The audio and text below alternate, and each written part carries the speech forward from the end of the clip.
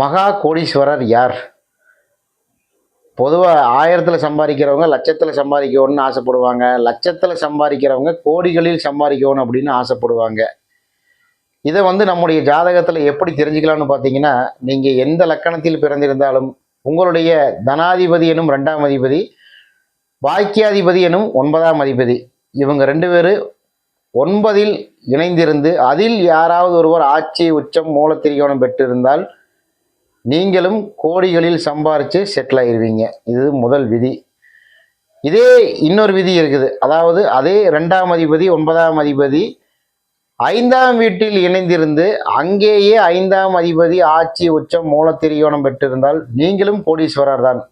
வாழ்க்கையில் என்றாவது ஒரு நாள் இந்த அமைப்பில் நீங்கள் உங்கள் ஜாதகம் இருந்ததுன்னா நீங்கள் லைஃப்பில் என்னைக்காவது ஒரு நாள் கோடிகளில் கண்டிப்பாக சம்பாதிப்பீங்க. அதில் எந்தவித மாற்றமும் இல்லை.